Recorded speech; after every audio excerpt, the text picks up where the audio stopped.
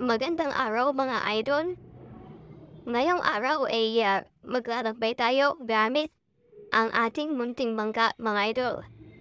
Dadalawin natin yung mga kabahayan dito sa liblib na barangay ng ating municipality.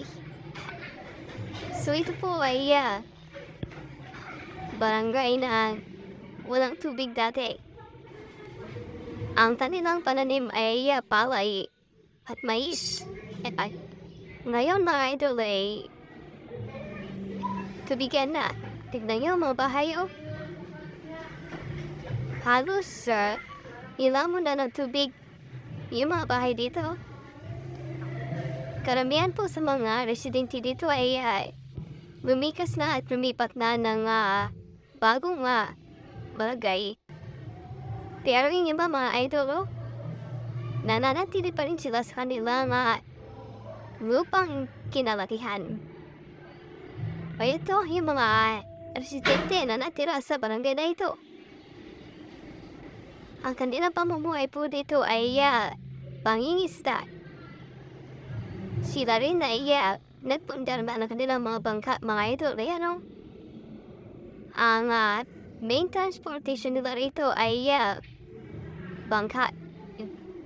Pagpupunta po sila sa palengke, sa school, magsisimba, o kaya naman po ay may importanteng lakad.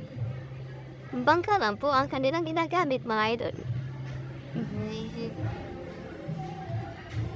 So, napakaganda rito. Wala pong polusyon. Ito na, makikita niyo po sa paligid. Papunta na po sa bayan ng mga Clupa. Ito po ay yung daan papunta sa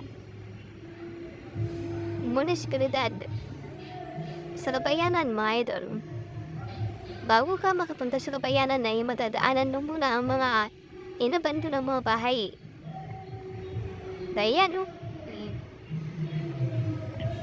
sa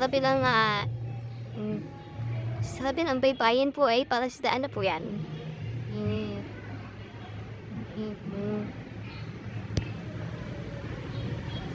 So ayan no, tingnan niyo po yung may mga aso na rin no. May mga halaman din sa tubig. Ito po ang mga halaman na talagang nabubuhay sa tubigan. So madadaanan natin yan papunta sa bayan. Na yan o, makikita na natin yung mga kalsada o. Kalsada. So ito na po yung bayan. Ito yung parking ng mga bangka. Pag pupunta ka sa palengke. Mga idol. Thank you for watching, my idol. Please like and subscribe.